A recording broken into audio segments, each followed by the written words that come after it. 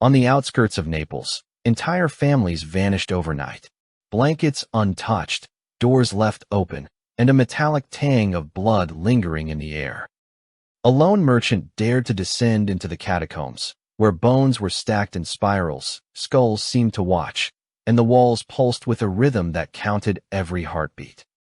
He returned alive, but his eyes were too wide, his skin stretched tight, and the city above could feel the tunnels measuring them all, patient, eternal, always calculating. On the outskirts of Naples in the 18th century, the night fell thick and heavy, swallowing entire families without ceremony.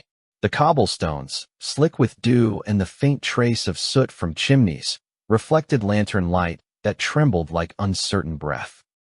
Bedrooms were discovered empty in the morning, blankets untouched, doors ajar as though whatever had come for the dead and the living had respected domestic order while erasing its victims.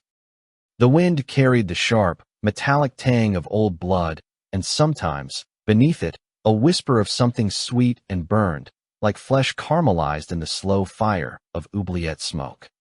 Neighbors murmured under their breath, eyes darting toward shadows that lingered too long in alleyways, watching hands that trembled as they clutched keys and coins. The rumors began quietly, muttered between market stalls and in the courts of the piazzas, speaking of catacombs beneath the city, corridors that twisted further than maps could measure, vaults where stones seemed to breathe and walls carried whispers that gnawed at thought. The descriptions grew over nights, each retelling adding a detail more grotesque than the last. The bones, white and polished, stacked like furniture in a house of the dead, the air thick with the scent of iron and decay, the sensation that the tunnels themselves waited for those who would not return. Lanterns lowered by the bravest explorers trembled as shadows moved against walls without light to cast them, and the echo of footsteps became a language of threat, carrying warnings of absence and hollow eyes. Some said that the catacombs were alive, stretching, contracting, counting the living from above, learning patience as the years fed the silence below. Families who had vanished were remembered only by the chill in doorways and the subtle, unshakable impression of missing weight, beds sagging in places, floorboards vibrating faintly in rhythm with something unseen. Occasionally, stray animals refused the streets, dogs whining low, tails tucked, ears pressed flat, as if the earth itself exhaled a warning. The city itself seemed to notice, responding with an invisible pulse, as though the cobbles and brickwork remembered the absence of what had been taken. Night after night, the phenomenon repeated, the disappearances shifting through districts with a careful, deliberate randomness that allowed no pattern to form, leaving fear to fester in the minds of those who remained. Street lamps flickered as if in sympathetic fear, smoke from chimneys curling unnaturally toward the catacombs' hidden mouths, and the scent of iron and burned flesh followed those who walked home, lingering on hair, on skin, on the folds of clothing until it became impossible to tell body from shadow. Merchants, laborers, and beggars spoke little, but their steps carried an unspoken knowledge that something moved beneath their feet, patient, unhurried, and attentive. No prayers altered the course. No guards could prevent the next disappearance. And in the stillness between footsteps, when lanterns wavered and the wind died to a breathless pause, the city could almost hear it, the soft scrape of stone against stone, the subtle, measured exhale of tunnels that had learned to wait, to listen, and to claim what the night demanded.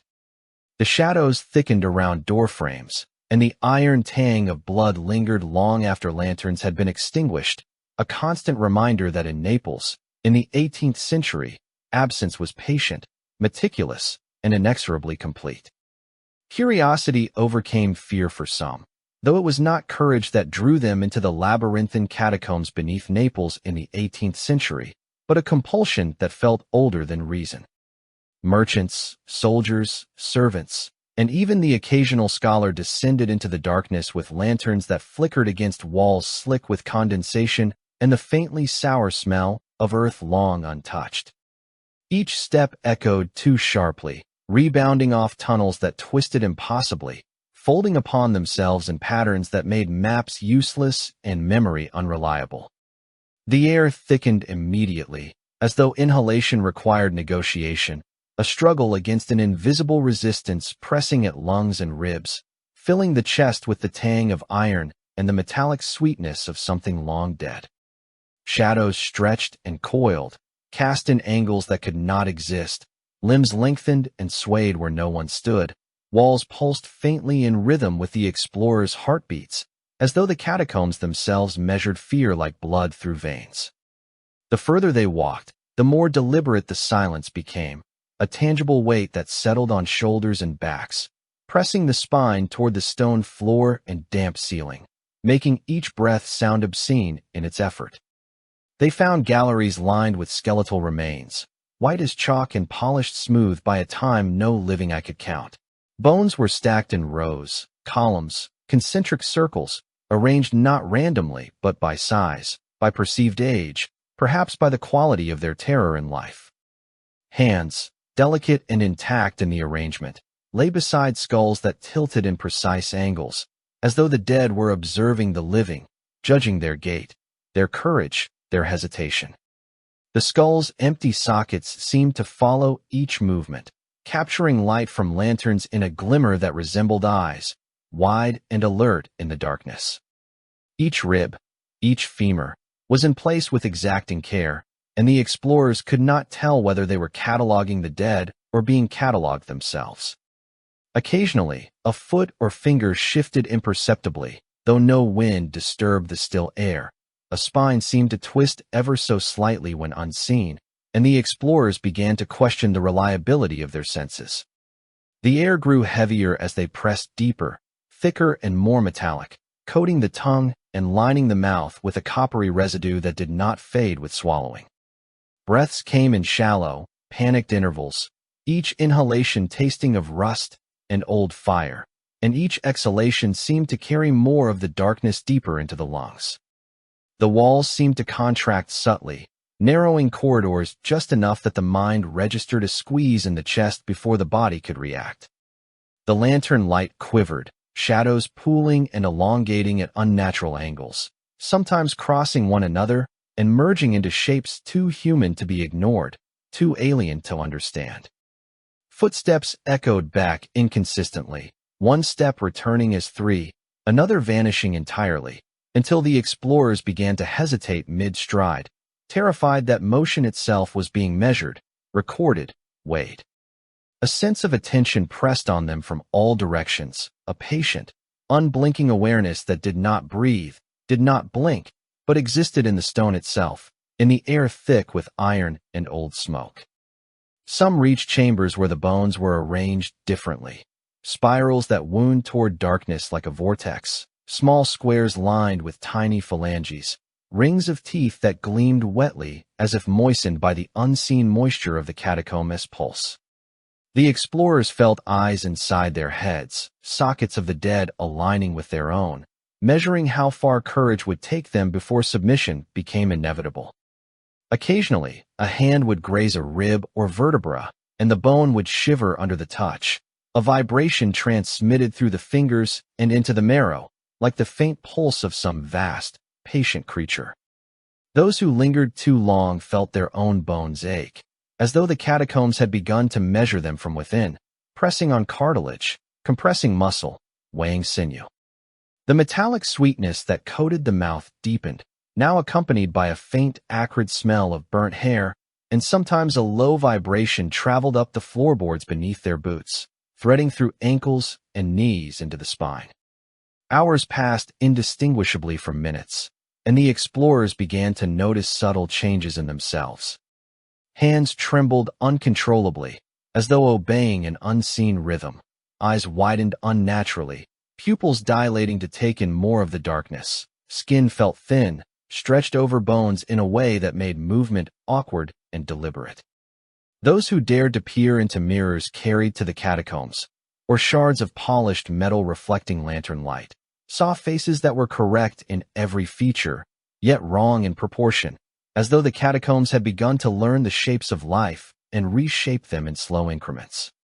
The effect was not immediate, not catastrophic, but cumulative, like the patient work of a machine whose gears turned invisible beneath stone and dust. The deeper they went, the more elaborate the arrangements became.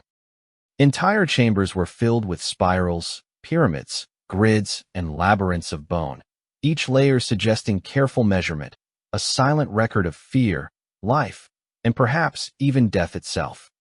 Occasionally, fragments of burnt fabric or charred remnants of possessions were tucked between skeletal formations, as if the catacombs were cataloging more than flesh, perhaps memory, perhaps identity. The explorers began to feel an almost irresistible compulsion to contribute, to lay themselves carefully along walls or floors, to align hands and feet in accordance with the patterns they found. It was subtle at first, a whisper of movement in the knees, a suggestion in the shoulder, but over time it became impossible to resist, as though the catacombs were patient teachers, waiting for the living to learn their rules.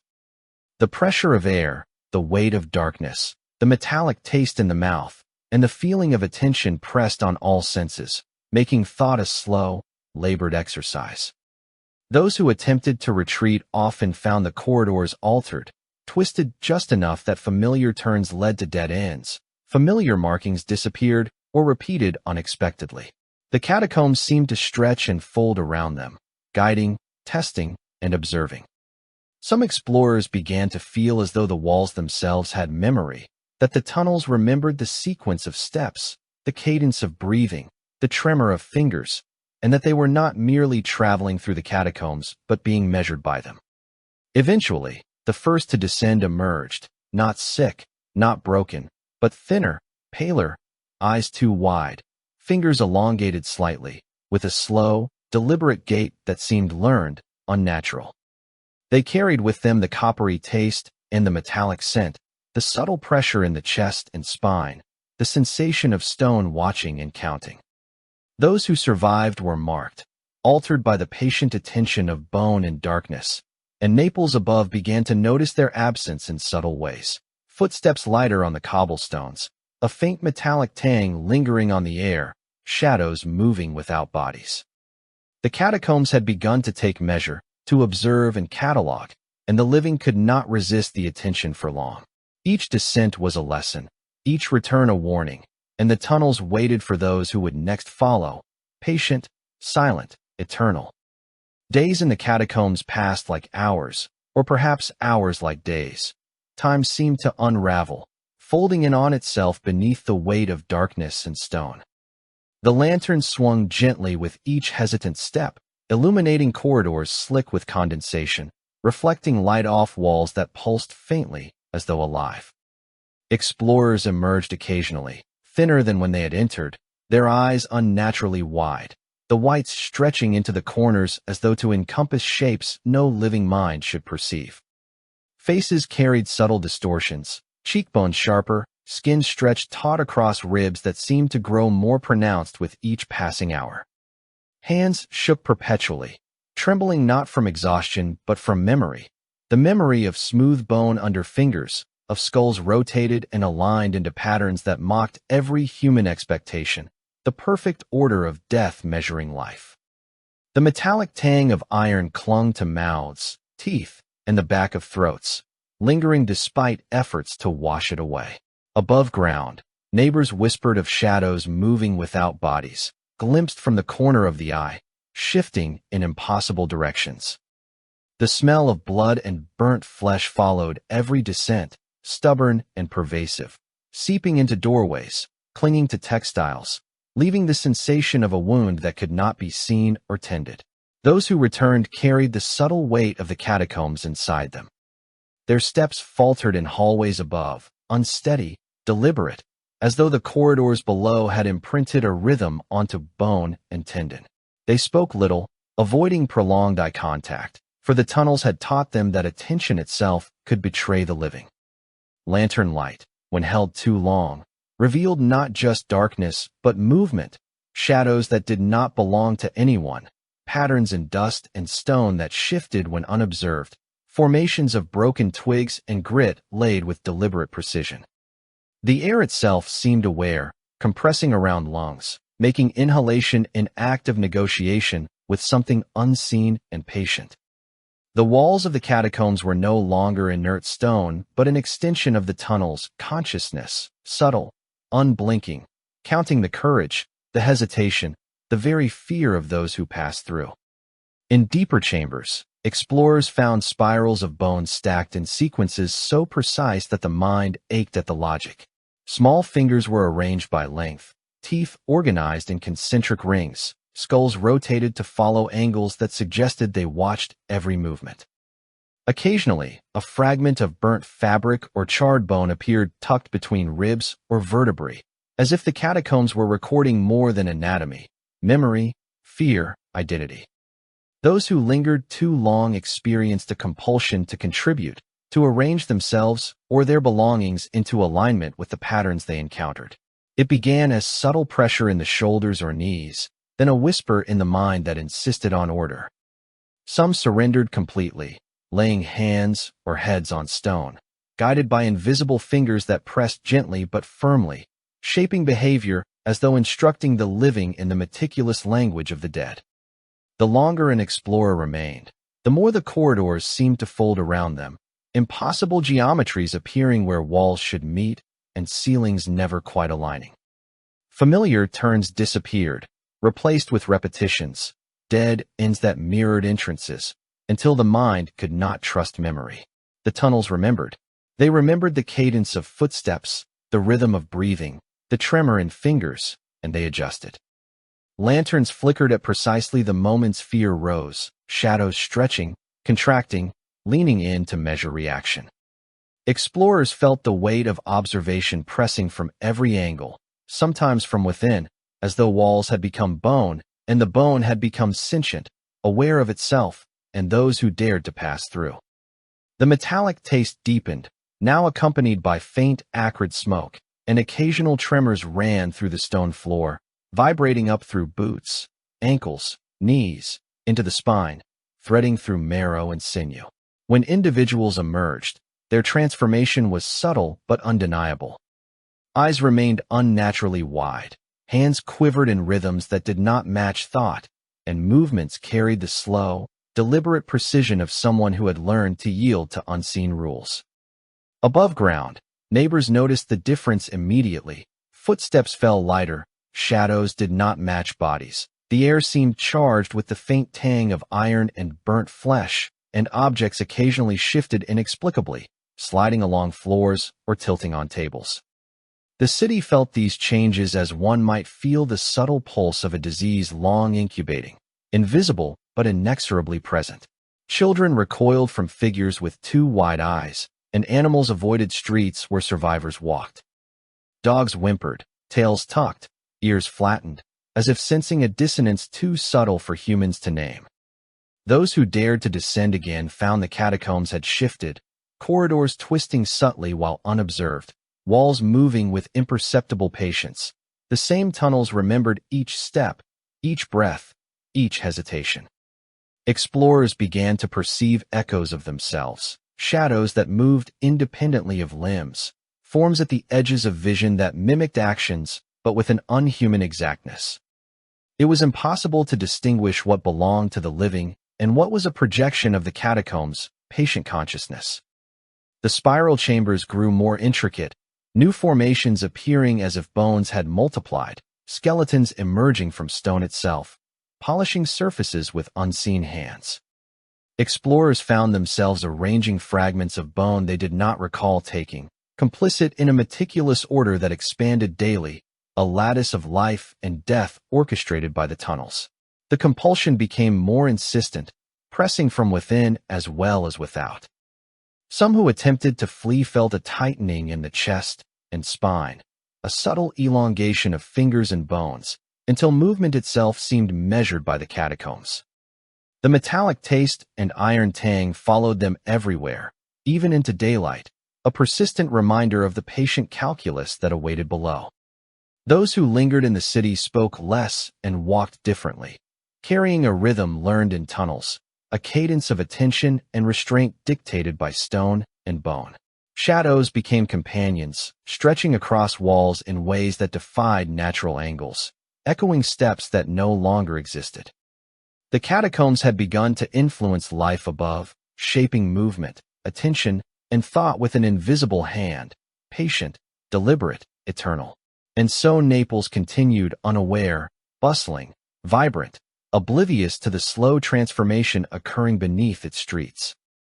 The catacombs waited, counted, measured, and shaped, patient beyond comprehension, teaching all who descended that survival was not the same as freedom. Those who emerged carried its lesson etched into bone, muscle, and memory, walking the city above as both witnesses and vessels of the tunnel's quiet, meticulous hunger. The metal taste lingered, the smell of burned flesh persisted, and shadows moved where no one should have been, hinting at the persistent, patient presence beneath the city. The tunnels were awake, and the living had begun to learn, whether they wished to or not, the rhythm of their own subtraction. The tunnels changed with a patience that seemed older than the city itself, shifting and folding in imperceptible ways while no one dared, or was able, to watch. Corridors extended and contracted, bending light and shadow into impossible angles, swallowing lantern flames whole, leaving explorers to navigate through darkness that seemed alive, aware, and precise in its manipulation. Walls that had felt solid upon entry pulsed faintly, compressing then relaxing in a rhythm that resonated through bone and sinew, a subtle pressure that forced hesitation with each step. Air thickened, tasting of iron and old fire, a metallic tang that coated the tongue and seeped into the lungs, making every breath a negotiation with an invisible weight pressing from all directions. The compulsion to move carefully, to measure each footfall and each handhold, became nearly irresistible, as though the tunnels themselves required obedience from those who dared traverse them. Explorers who lingered too long began to emerge days later, sometimes weeks, their bodies intact but hollowed from within. Skin stretched over rib cages with an unnatural tautness, fingers elongated subtly, and eyes widened, the whites encroaching upon the iris in a way that made their gaze impossible to meet for more than a heartbeat. Faces carried an impossible emptiness, a weightless hollowness, as if the catacombs had measured the depth of their courage and removed what it did not need to survive. Movements above ground were deliberate, almost mechanical, as if a portion of each person had remained below, catalogued and accounted for by the patient, eternal walls. The streets of Naples learned to fear the silence that followed footsteps, the small, almost inaudible scrape of stone against stone that heralded the passage of those who had returned changed. Merchants paused mid-step when the echo of their own gate faltered, servants tightened their grip on lanterns, and children recoiled instinctively, sensing something in the air that their elders could not name. The catacombs seemed to breathe subtly, inhaling the presence of the living and exhaling a quiet compulsion, a pull toward alignment with the geometry of bone that lined their walls. Chambers expanded and contracted, corridors split, twisted, and rejoined in configurations that defied reason, as if the tunnels were performing a calculation, a silent arithmetic of fear and endurance. Skeletons were no longer merely stacked. They formed lattices, spirals, grids, and arches that captured light and shadow in precise patterns, reflections in lantern flames revealing spirals of teeth, curves of skulls tilted just so, and vertebrae aligned like notes on a score only the catacombs could read. Even the dust shifted with deliberation, collecting in lines and angles, brushing against boots and fingertips as though the air itself had been trained to observe, to record, to mark. Explorers could not help but notice patterns forming beneath their gaze. Where one had stepped yesterday, a new configuration had arisen overnight, or the same arrangement had shifted imperceptibly, signaling attention, judgment, the careful measurement of presence. Time lost meaning in these passages. Minutes became hours, hours became days, and the survivors could not tell which was which. Every movement carried weight, every hesitation was noted, and every act of observation seemed to feed the tunnel's awareness. Sometimes, a flicker of lantern light revealed a shadow that mimicked exactly the explorer's posture, moving independently but with a perfect symmetry, as though the stone and bone had learned the rhythm of flesh and intended to reproduce it. Those who dared advance further were compelled to participate in a meticulous choreography, adjusting the placement of hands, feet, and even shoulders in alignment with skeletal arrangements, feeling an internal tug as if their bodies had been partially claimed. The pressure in the chest, the metallic tang in the mouth, and the faint, acrid smoke clinging to nostrils were reminders of the tunnel's patience, the ever-present awareness of every subtle hesitation, every breath, every thought. Occasionally, a chamber appeared to extend infinitely, walls lined with bones that spiraled upward and downward beyond sight, arches of ribcages forming impossible corridors through which the living could only crawl or edge forward with painstaking care. Fingers brushed vertebrae polished smooth over centuries, skulls tilted in impossible angles to watch, and the air hummed faintly, resonating through bones and cartilage, imprinting rhythm into the nerves, into marrow, into sinew. The explorers began to feel that the catacombs had become a body larger than their own, one that absorbed presence, weighed courage, and returned the living altered, lighter in substance, yet heavier in observation. Even those who retreated found the effects lingered, steps measured in new rhythms, eyes too wide to comfortably blink, the faint metallic tang never leaving the tongue, and a tension in joints as if the tunnel's memory had been impressed into their own bones. Above ground, Naples became subtly aware of the shifts below. Streets that had felt safe seemed narrower, doorways carried shadows that lingered despite light, and the faint scent of iron and charred flesh clung stubbornly to alleyways, as if the city itself remembered the absence and transformation. People walked differently, unconsciously matching the cadence of those who had emerged from the catacombs, a rhythm learned but not understood. Animals reacted first. Cats refused certain streets, dogs whimpered and pulled toward safety, and birds avoided the squares above the deepest tunnels.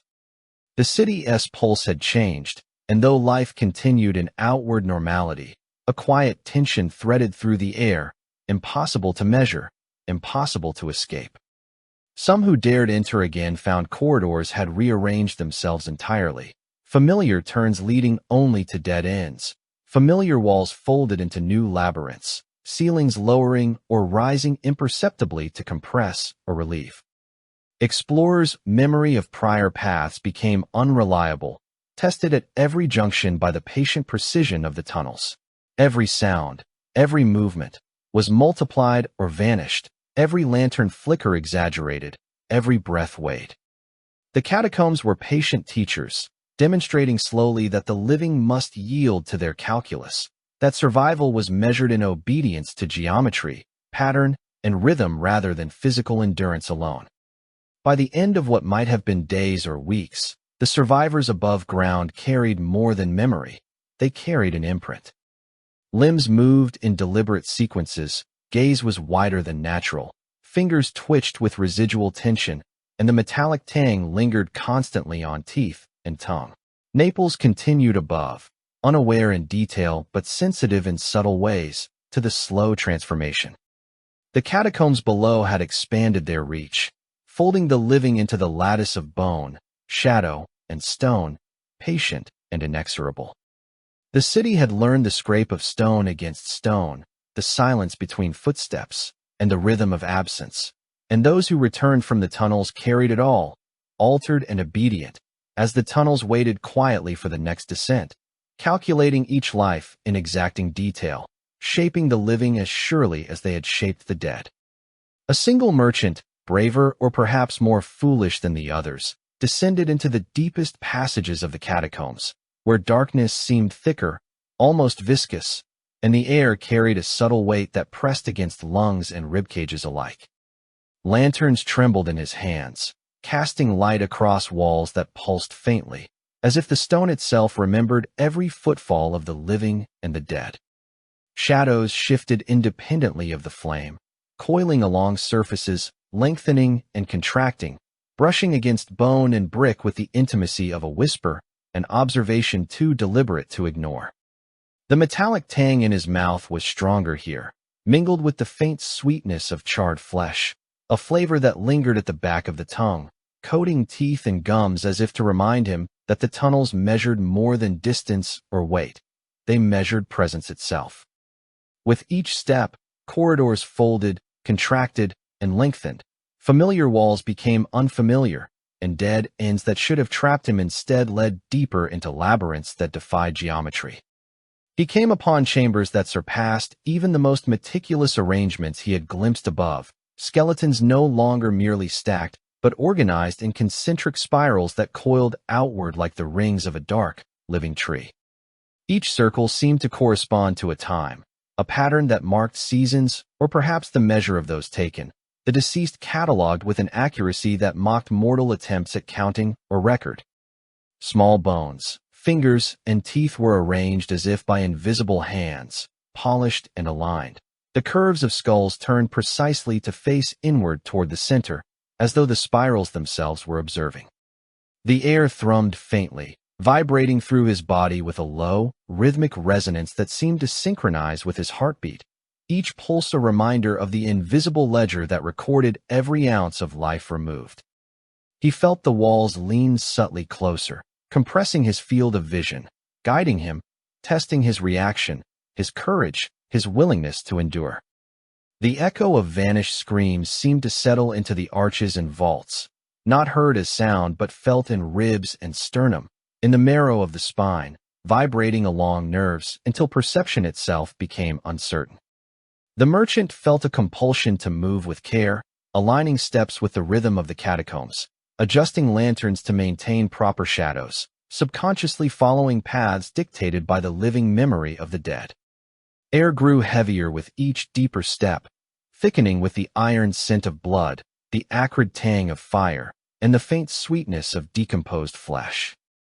His breath became an act of negotiation, every inhalation measured, every exhale deliberate, as if the tunnels demanded participation in a silent contract with life itself. In the center of a vast spiral chamber, he saw patterns that suggested calculation, measurement, the careful accounting of life. Skulls were arranged to mark intervals, vertebrae formed arcs that corresponded to distances and heights, fingers fanned in perfect radial symmetry. The chamber seemed to pulse with awareness, the walls breathing along with him, as if counting every tremor, every heartbeat, every ounce of courage that remained. He realized, with a growing horror that tightened the muscles in his chest, that the catacombs did not merely house the dead, they took measure of the living. Each step, each presence, each act of observation contributed to an invisible calculus, determining what could be subtracted without disrupting the surface world above, a ledger of subtraction written in bone and shadow. The realization pressed upon him like a weight that extended beyond physical strain, an existential compression that made the air feel viscous and the lantern flame fragile. He imagined the city above, oblivious, its streets bustling, unaware that each life was measured meticulously below. The catacombs were patient, eternal, learning the cadence of residents, their rhythms, their habits, and determining what could be removed with surgical precision. He could almost see the blueprint of disappearance, a latticework of absence and presence, where bodies and attention were accounted for, distributed, and subtracted in patterns designed to maintain the fragile stability of the living city. Every object he carried seemed to respond to the chamber's awareness. Lanterns tilting without touch, the merchant's cloak brushing against walls that shifted subtly to guide or impede, a thin layer of dust rising in patterns across the floor that mimicked his steps. The spirals extended into corridors that disappeared beyond the reach of light, suggesting a lattice that was vast and perhaps endless. The metallic taste persisted, and occasional tremors ran through the stone, vibrating up through the boots, into ankles, knees, spine, embedding into the marrow, reinforcing the notion that his presence was measured, calibrated, weighed in some hidden accounting. In one recess, he noticed fragments of clothing, scraps of fabric charred, folded, tucked between vertebrae, suggesting that the catacombs catalogued not only the bodies but also remnants of individuality, the garments, the sweat, the traces of identity too subtle for mortal observation. He traced a finger along a skull and felt a subtle warmth, as if the chamber recognized touch, catalogued intention, understood participation. It became clear that submission was necessary for survival. To resist was to invite attention. To yield was to remain unnoticed in the ledger of the tunnel's calculations. Hours, or perhaps days, passed unmeasured. Time became a suggestion, a frame of reference irrelevant to the patient arithmetic of stone and bone. The merchant felt himself thinning, not visibly, but in the marrow, in the subtle tension of muscles, in the weight of breath and thought, a gentle subtraction that reminded him he was being observed, catalogued, assessed for contribution or removal. Shadows lengthened and shifted independently of the lantern, echoing gestures that he had not made, mimicking posture, replicating hesitation. The walls pulsed faintly, almost imperceptibly, guiding the rhythm of the chamber, reinforcing the spiral patterns, the concentric arrangements that served as calendars of absence. By the time he emerged, lantern dimmed and hands trembling, the merchant understood fully that survival did not mean escape. He carried within him a pattern, a rhythm dictated by the catacombs, their awareness embedded in muscle, in marrow, in gaze. Above ground, the city appeared unchanged, but he sensed the subtle difference, the quiet tension threading the streets, the altered cadence of those who walked the paths above, the shadows that moved without bodies. The catacombs had taken more than lives. They had taken the rhythm of existence, teaching all who entered the precise calculus of subtraction, shaping not just bodies but perception itself. Every step he took carried their measure, a compliance etched into sinew and bone, and he realized, with a deep, gnawing terror, that the tunnels were patient beyond comprehension, calculating, learning, waiting for the next presence to add to their spiral ledger of life and absence. When he returned, it was not with the hope of delivering a warning, nor with the expectation of rescue or recognition. He emerged into the streets of Naples with skin stretched impossibly tight over hollowed cheeks, eyes unnaturally wide and glistening, and a step that followed a rhythm no living soul had taught him, a cadence that matched the subtle pulse of the catacombs themselves. Lanterns swung in his hands, though the light seemed to catch on the edges of his face in ways that made the shadows tremble, and the faint metallic tang of iron and old fire clung stubbornly to his mouth, a flavor that had become part of his marrow, inseparable from thought and breath. Citizens crowded around him, voices trembling with relief and curiosity, yet no one dared remark on the unnatural patience in the tilt of his head, the way his shoulders absorbed the weight of unseen observation, the slow, deliberate way his fingers flexed as though counting a rhythm only he could perceive. The city celebrated survival blindly, oblivious to the shift in perception that had already begun to spread among those who had glimpsed the tunnel's logic, who had felt the gentle subtraction of presence within themselves, unmeasured yet undeniable, like a currency spent in secret. At night, when the wind shifted from the bay, carrying with it the faint scent of salt and decay, the streets were overlaid with an additional odor, subtle but insistent, a metallic sweetness that hinted at blood long dried, iron refined in memory, the faint warmth of burnt flesh. The catacombs beneath Naples pulsed quietly in response, as if counting, always counting, the living above, calculating the measure of each footstep, the weight of each pause, the exact moment when attention faltered and instinct failed. Doors, once sturdy, seemed thinner in the presence of this subterranean consciousness, locks insufficient to deter the patient, eternal calculations of stone and bone. Windows rattled faintly when the merchant passed, not from wind, but from the quiet imprint of presence below, a subtle feedback of pressure that conveyed awareness without movement, a gentle assertion that the catacombs' memory extended into the very foundations of the city. No prayer, no exclamation of relief, no frantic search for the lost could halt it. The catacombs waited, always learning, measuring, refining, and the living became part of an algorithm whose parameters could never be fully understood or resisted. The merchant's nights were filled with rhythms he could not explain, patterns of breath and pulse that aligned with tunnels, spirals of bone, and the patient geometry of absence. Sleep did not arrive in comfort but in fragments, punctuated by the sensation of shifting stone beneath his chest, the soft scrape of ribs echoing against unseen walls, the whisper of vertebrae adjusting subtly to measure his vigilance. Sometimes he awoke to the faint hum of the catacombs, a low vibration that threaded through joints and marrow, as if the tunnels themselves were rehearsing a calculation, testing for precision, recording compliance. Every time he walked the streets, he found himself placing his steps with care, unconsciously tracing the arcs of corridors he had explored, matching the unseen rhythms that lingered below. Shadows stretched to meet him, not in malice, but in documentation, tracing the outline of his posture and gait, assessing the continuity of his presence for a ledger that he could never read, but could feel in his sinew and marrow. Those who watched him wondered why he moved differently, why his patience seemed impossible, why the cadence of his approach to market or church or the quay by the bay carried a strange perfection. Children instinctively avoided his shadow, and dogs whimpered quietly, pulling against leashes as if aware of an invisible weight in the rhythm of his steps.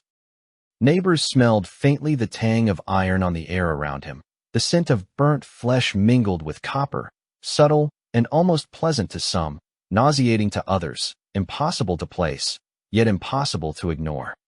The merchant never spoke of what he had seen, of the spirals of bone, of the meticulous arithmetic of subtraction, of the low hum in the walls, or the subtle pull that bent perception to match the catacombs' geometry.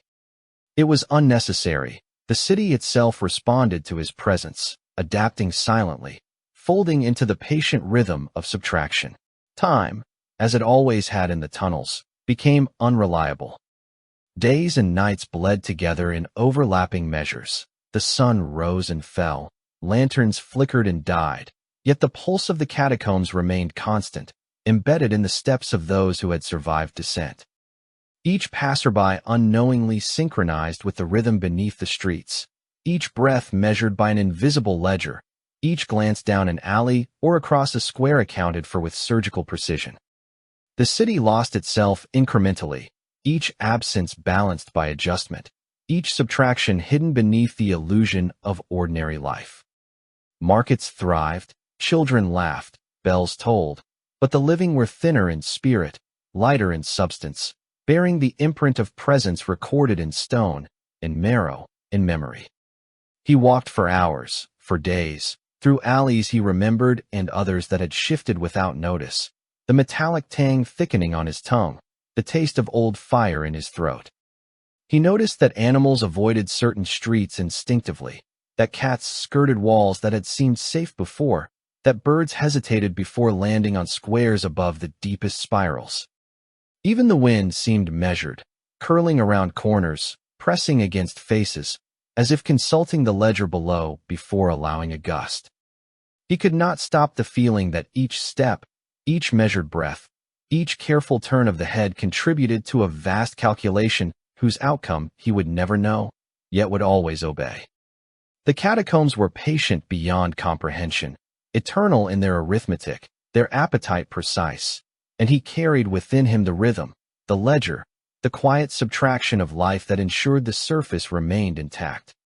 In the quiet hours, when lanterns were extinguished and the city slept, he could feel the pulse of the tunnels through the soles of his feet, through the marrow in his legs, through the hollowed spaces behind eyes too wide to close fully. He understood finally that survival had not freed him, had not rescued him, had not returned him whole. He was part of the calculation, a living measure, a pulse in the grand ledger of absence, forever aligned with the geometry of bone, the rhythm of stone, the patient, unrelenting hunger of the catacombs beneath Naples. Every step he took, every breath he drew, every glance he allowed into the darkness carried the awareness of subtraction, the knowledge that the city would continue to lose itself one careful removal at a time. No door could lock it out. No prayers could halt it.